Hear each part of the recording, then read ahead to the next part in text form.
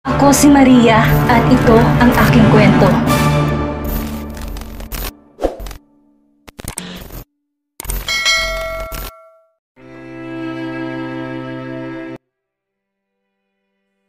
Ana POV. Gusto mo ba na maging daddy? Tapos akong mommy ng anak mo? Tanong ko sa kanya na dahilan para maging tahimik siya at nakatingin na lang siya sa akin. Ayaw ba niya? Tanong kong bigla sa sarili ko. Pero bakit ko ba naman kasi itatanong sa kanya ang tungkol sa bagay na to? Hindi naman kailangang itanong. Hindi rin naman kasi namin napag-usapan kaya alam ko na sinabi niya lang na mommy niya kanina. Para tumigil na to. Love, gusto mo bang magkaanak tayo? Seryoso na tanong niya sa akin. Ikaw, gusto mo ba? Binalik ko sa kanyang tanong niya.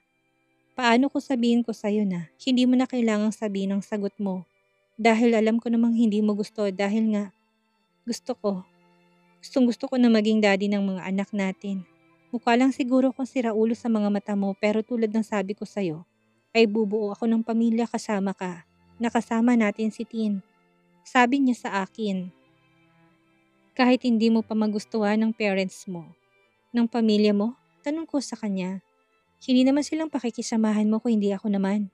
Lagi mong tatandaan na asawa kita. Ano man ang sasabihin nila ay wala akong pakialam. Ang tanging mahalaga sa akin ay ikaw. Tayong dalawang magsasama at hindi kailangan ng pakisamahan mo sila. Kung ayaw nila at kung sakaling ayaw mo rin sa kanila ay okay lang naman sa akin. Magtiwala ka lang sa akin, magiging maayos ang lahat.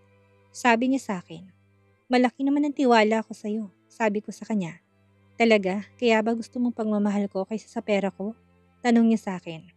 Sinabi ko lang yon dahil babayaran daw niya ako. Siyempre mas gusto ko na bayaran mo dahil ikaw ang boss ko. Sabi ko sa kanya at umiwas ako ng tingin sa kanya. Nahihiya ako dahil nalaman pa niyang tungkol doon. Bakit ka nagbablush? Stop it, saway ko sa kanya. Don't worry dahil ang lahat ng sa akin ay sayo na rin. Ang pera ko, ang bahay ko, ang company ko. At higit sa lahat, ang yummy kong katawan ay sayo lang. Nakangisi niya sabi niya sa akin. Kahit kailan talaga, nakukuha pa talaga niya magbiro kahit sa ganitong sitwasyon. Talagang nagbibiro ka pa, sabi ko sa kanya. Hindi ako nagbibiro. Sayong-sayo talaga ako. Huwag mo kong ibigay sa iba dahil sayo lang ako. Angkinin mo ko at ipagdamot mo ko dahil itong katawan na ito ay sayo lang talaga. Sabi niya sa akin kaya mabilis kong tinakpan ang bibig niya. Ang ingay talaga ng bibig mo. Mamaya na lang tayo mag-usap kapag nasa room natin. Para walang makarinig.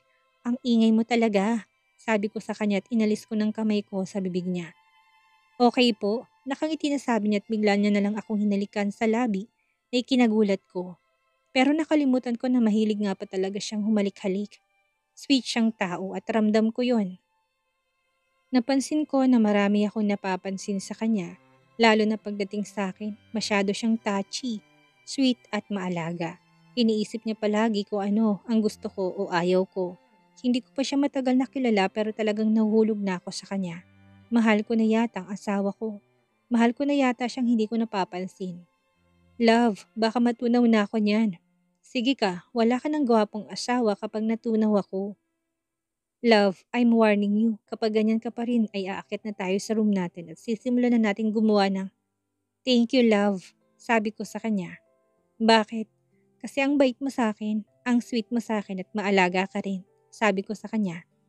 In love ka na ba sa akin? Tanong niya sa akin kaya mabilis akong bumalik sa ginagawa ko. Siguro love mo na ako. Tama ba ako?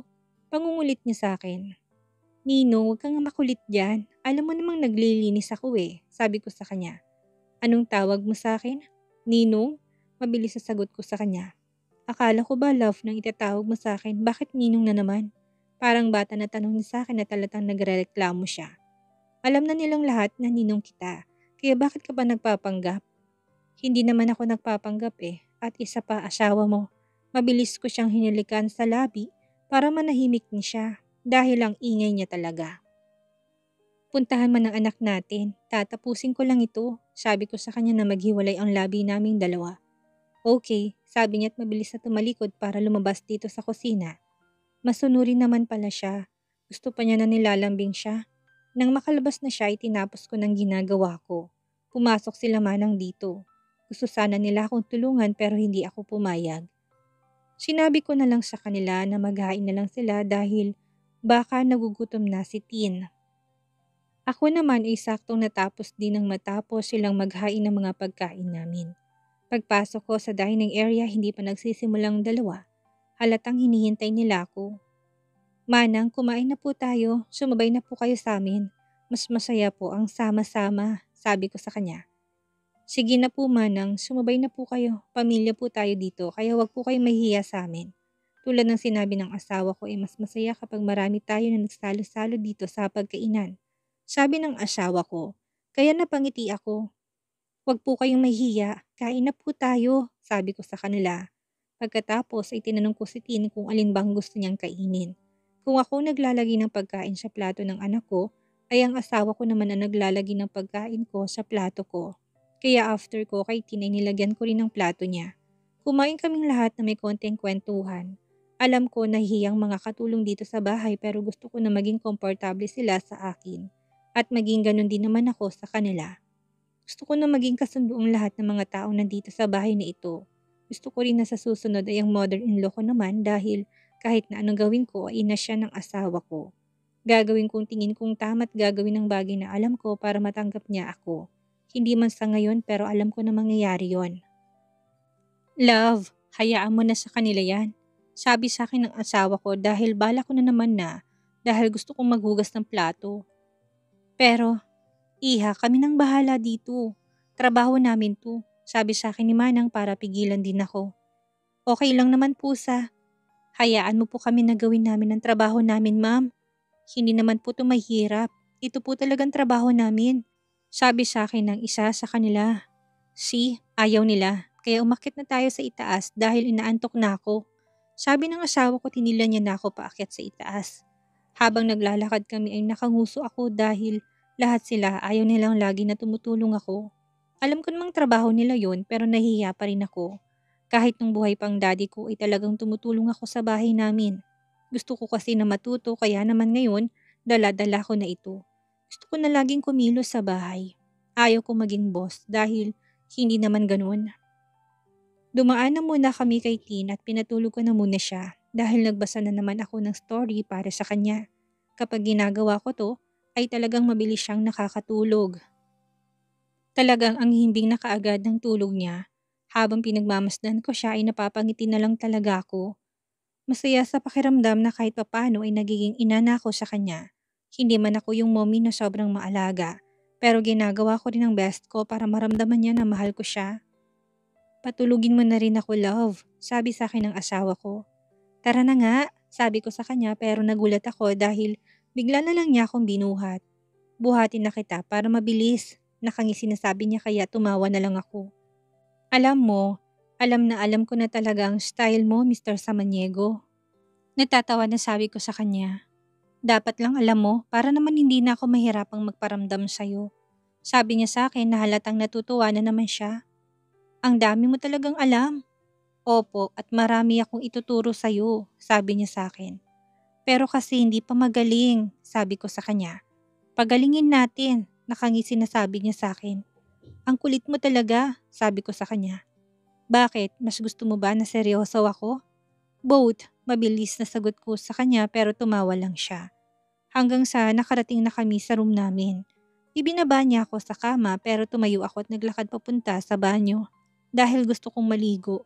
Bago ako matulog. Sinigurado ko rin na nakalak ang pintuan para hindi siya makapasok. Mahirap na baka pumasok na naman siya dito.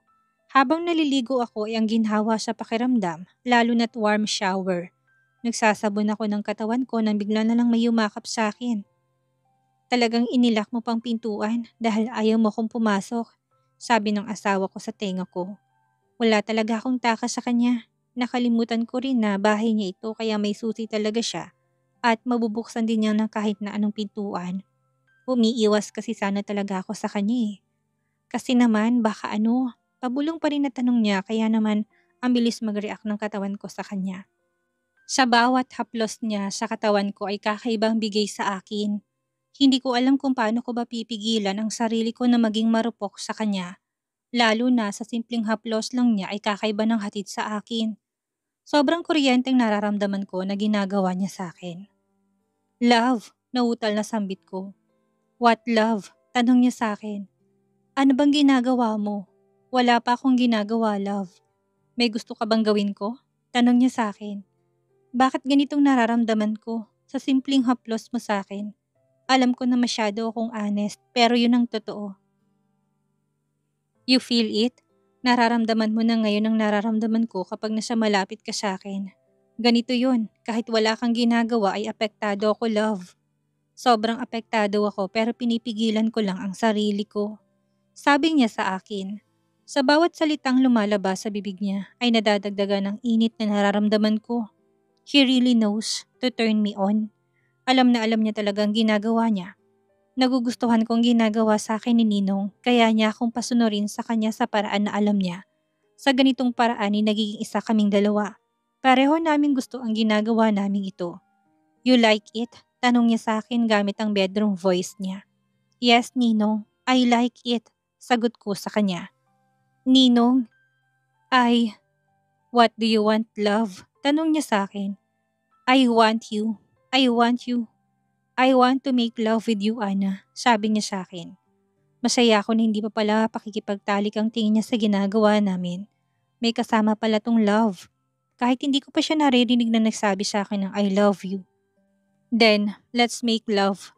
Nakangiti na sabi ko sa kanya at tumingkayad ako para halikan siya sa labi. Habang inaangkin ako ng asawa ko ay nakatingin siya sa mga mata ko. Hindi ko alam kung anong ibig sabihin ng mga nakikita ko sa mga mata niya, pero nagdudulot ito ng saya sa puso ko. Pakiramdam ko ako lang ang nakikita ng mga mata niya. May sarili kaming mundo kapag kaming dalawa lang. Ang ganda mo, love, sabi niya sa akin. Ang gwapo mo rin po, Ninong Colton, nakangiti na sabi ko sa kanya. Gusto ko talaga kapag binabanggit mong pangalan ko. Kaya lang, may ninong pa rin. Sabi niya sa akin na halatang ayaw na talaga niya na maging ninong ko. Kung sa bagay ay asawa ko na nga pala siya. Sorry, love. Sorry, Colton. Shit, gusto ko na isigaw mong pangalan ko habang inaangking kita ng ganito. Sabi niya sa akin at bigla niya na lang binagong posisyon naming dalawa. Ilang saglit pa ay sabay naming narating ang rurok. Niyakap niya ako at binuksan niya ang shower para makaligo na kaming dalawa. After naming maligo, ay lumabas na kami. Siyang nagbo-blow dry ng buhok ko. Nagpasalamat naman ako dahil hinayaan niyang matapos kami sa pagligo at sinuot ko na rin ang sexy niyang lingerie na binili sa akin. Kahit nahihiya ako ay pinilit kong sarili ko. Nakahiga na siya ngayon sa kama at ako naman ay naglalagay ng lotion sa katawan ko. Tulad ng lagi kong sinasabi ay hindi talaga ako sanay na walang lotion. Mawalan na ako ng pabango, wag lang ang lotion. Binilisan ko na dahil nakatingin sa akin ng asawa ko. Talagang iba na naman ang tingin na ibinibigay niya sa akin. Humiga ako sa braso niya at niyakap ko siya. Ang bango niya talaga at ang sarap niyang hayakapin. Love, inaantok na ako, sabi ko sa kanya. Wala na ba talagang chance ang round 2? Tanong niya sa akin. Gusto mo ba talaga? Tinatanong pa ba yan? Tanong niya sa akin habang nakangisi. Okay, basta isa lang ha, sabi ko sa kanya.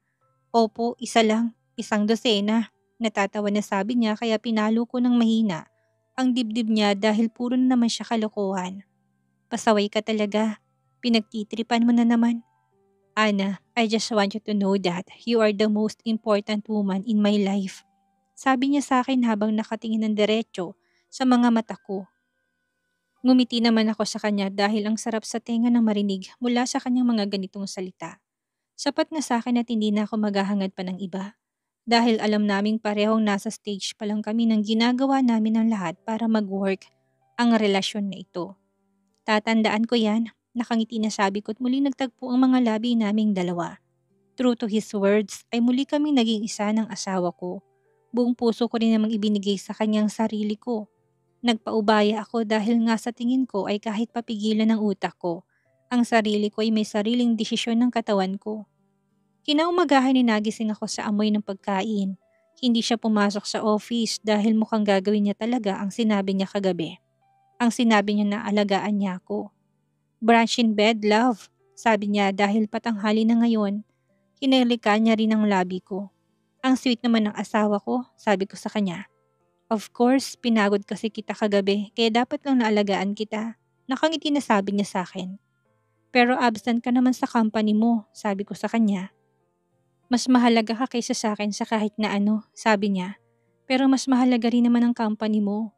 Hindi porket ikaw ang boss ay lagi ka na lang absent. Hindi kita pwedeng iwan. Kaya kong sarili ko, sabi ko sa kanya kahit pang totoo hindi ko nga alam kung kaya ko nga bang tumayo. Okay, papasok na ako mamaya. Mahirap na magalit ang misis ko, sabi niya sa akin habang nakangiti siya. Ako naman ay bumangon na dahil pupunta na ako ng banyo. Kahit pa nanginginig ang mga tuhod ko ay pinilit ko pa rin na tumayo para hindi siya mag-alala sa akin. Love, kaya ko po, sabi ko sa kanya dahil bigla na lang niya akong binuhat. Pwede kang magsinungaling pero hindi ang katawan mo, sabi niya sa akin. Halata ba talaga? Yes, love. Super halatang nanginginig ang mga tuhod mo. Alam ko naman na masakit pa, sabi niya sa akin. Napalabi na lang ako dahil tama nga siya. Nang makapasok na kami sa banyo, ipinalabas ko na siya. Ayaw ko namang nakatitig siya sa akin habang may ginagawa ako dito. Ayaw pa nga sana niya pero sinamaan ko na siya ng tingin. Kaya mabilis din na lumabas. Ginawa ko naman kaagad ang kailangan kong gawin dahil nagugutom na rin ako. Hindi ko na siya tinawag para tulungan ako. Kahit papaika-ika ang lakad ko'y kinaya ko naman. Marunong na rin kasing lumandi, kaya wala rin namang masisisi kapag ganitong nasasaktan. Kumain na tayo, love. Si Tin, kumain na ba siya? Tanong ko kay Ninong. Tapos na siyang kumain, maaga siyang nagising kanina, sagot niya sa akin. Buti hindi siya naboboring dito sa bahay. Siguro minsan pero mas safe kung nandito na lang siya sa loob ng bahay. Sabi niya sa akin, tama ka, safe nga kung nandito lang siya. Wala naman akong pasok kaya kaming dalawa nang nandito ngayon. Sabi ko sa asawa ko, thank you love, thank you dahil tinanggap mo si Tin, sabi niya sa akin. Mabait na bata si Tin kaya walang dahilan para hindi ko siya magustuhan. Masaya nga ako na anak mo siya kasi binigyan mo siya ng bahay na masisilungan. Binigyan mo siya ng magandang buhay. Kaya super blessed ni Tin na may daddy Colton siya, sabi ko sa kanya. Blessed din ako na naging anak ko siya. At syempre blessed kaming dalawa dahil ikaw ang binigay sa amin. Sabi niya sa akin kaya tumawa na lang ako.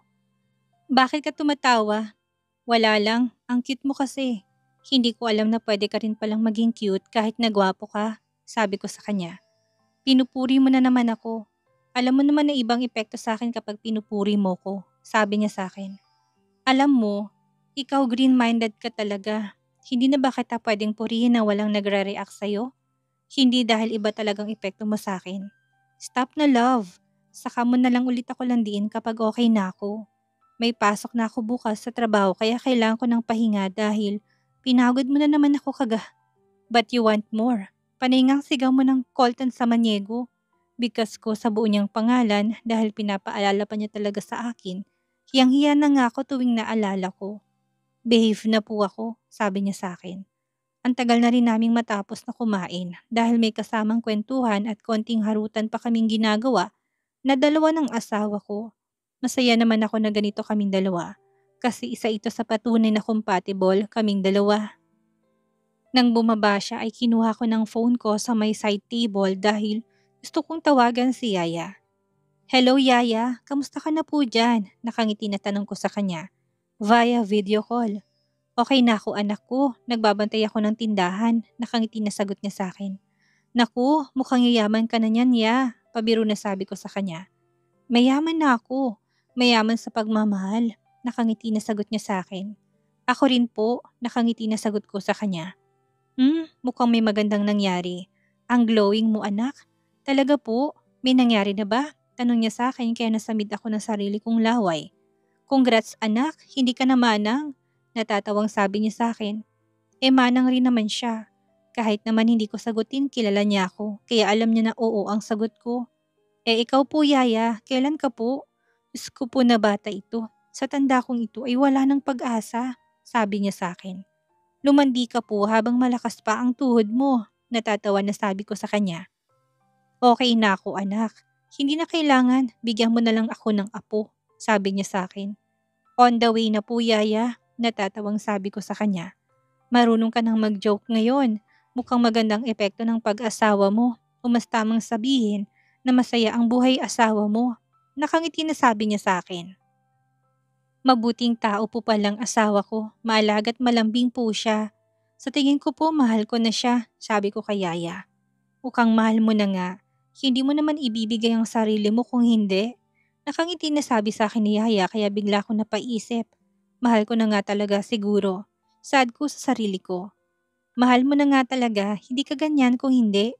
Mahal ko na nga talaga siguro Yaya, kaya lang natatakot ako na sabihin yun sa kanya. Kasi mukhang hindi naman siya ganun sa akin. Hayaan mo lang. Dahil kung pareho kayong nararamdaman ay mangyayari yan. Ang dapat mong gawin sa ngayon ay maging masaya. Maging masaya sa kung ano man ang meron kayo basta lagi mong tatandaan na walang masama na maging masaya ka basta't wala ka lang tinatapakan na tao, sabi sa akin ni Yaya. Opo Yaya, huwag kang matakot. Alam ko na mabuting tao ang asawa mo. Alam ko rin na hindi ka niya sasaktan, sabi niya sa akin. Masyado lang siguro akong nag-aalala dahil ex niyang mommy ni Tin, sagot ko kay Yaya. Ex niya? Ibig bang sabihin ay tunay niyang anak si Tin? Hindi po, anak po ng ex niya sa ibang lalaki.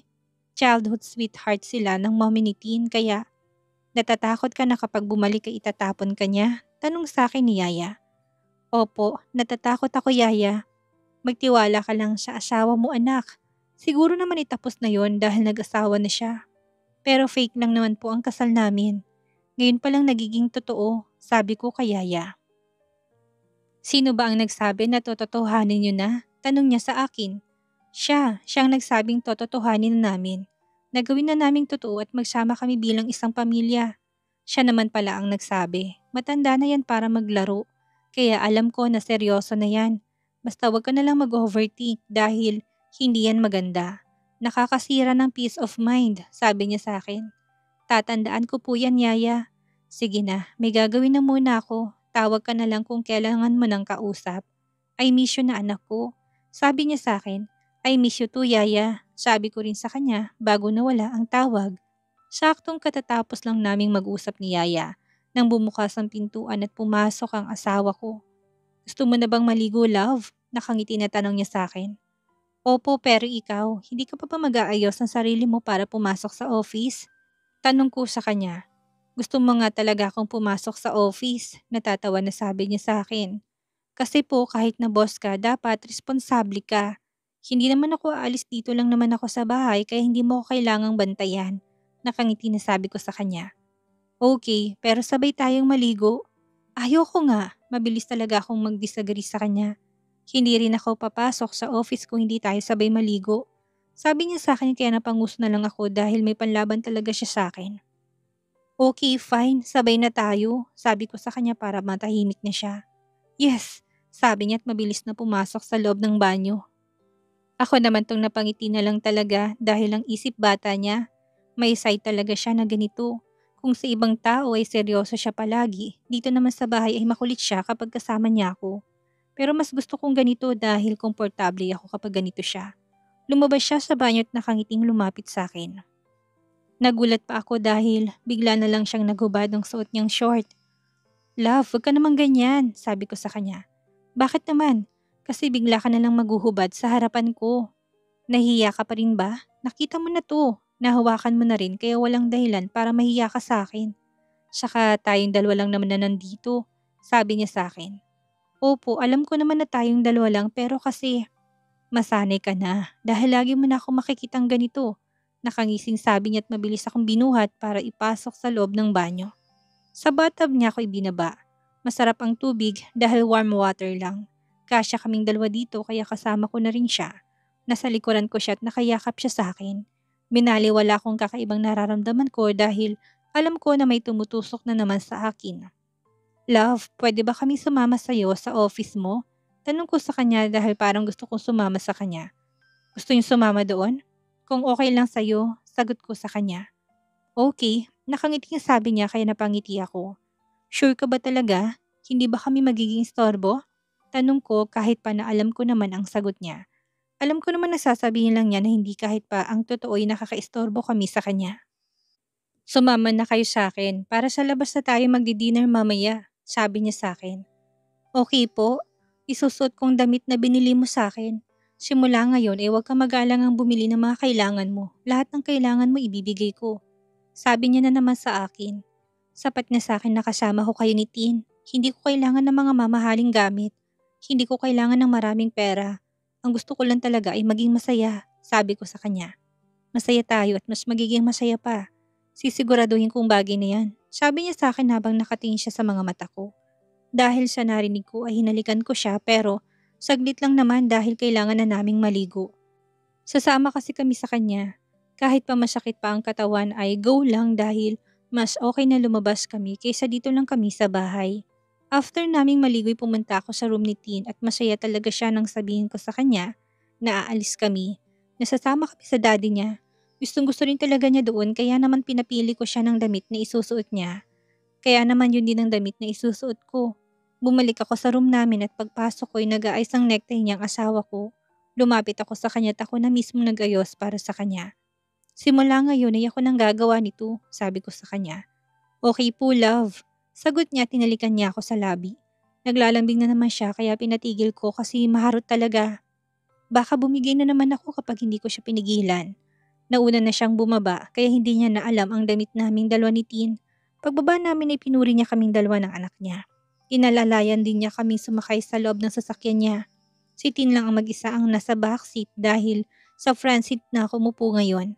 Sa totoo lang kinakabahan ako pero alam ko na hanggat kasama ko siya ay hindi dapat ako mangamba. Dapat relax lang ako kasi relax na relax lang ngayon ang asawa ko habang nagmamaneho siya.